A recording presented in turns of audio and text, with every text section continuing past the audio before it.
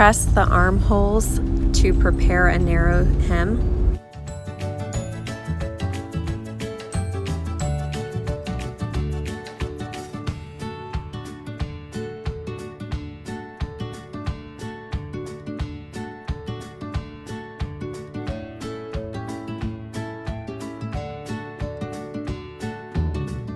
Sew both sides of the bodice.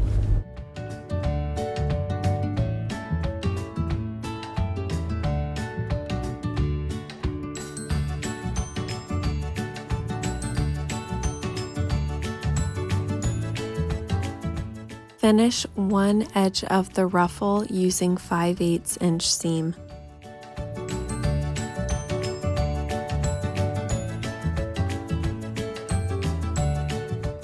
Sew the armholes using a narrow hem.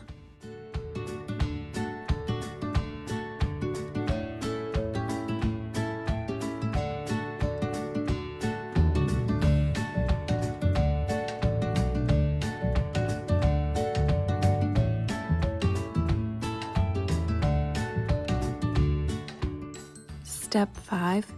Sew the wrong side of the ruffle to the right side of the bodice.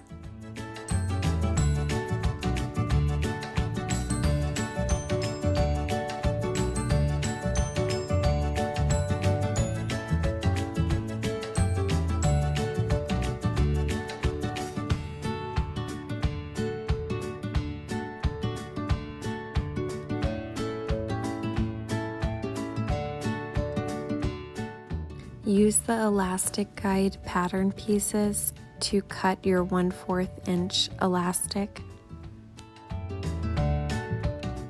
I used 1/3 inch seam to fit 1/4 inch elastic. Pull the elastic through the top edge of the ruffle using safety pins so that it doesn't pull through.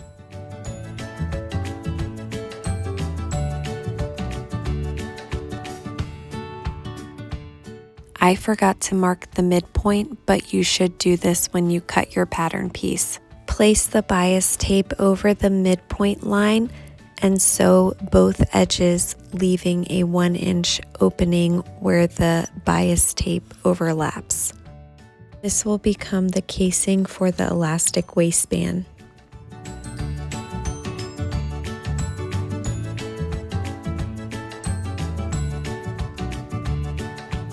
Attach a safety pin to the elastic and pull it through the channel you just created. Open one side of the bias tape out and lightly iron. Match one fold of the bias tape to the 5/8 inch seam allowance.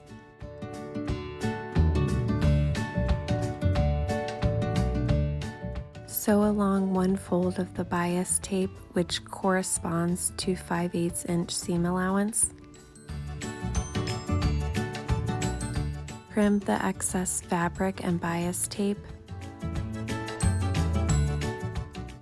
Fold the bias tape over and stitch along the ditch on the right side of the fabric.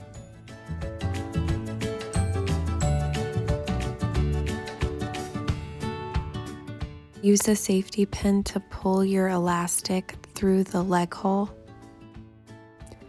I added this lace trim to the edge of my ruffle to give it a more custom, personalized feel.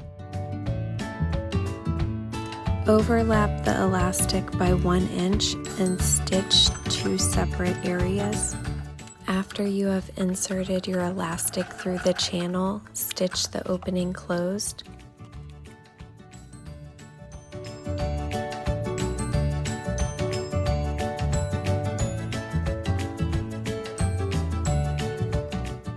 Step 27, apply the bias tape to the crotch opening.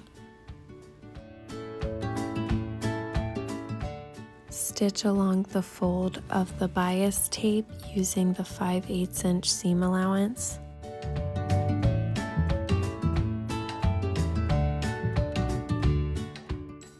Trim the fabric close to the bias tape.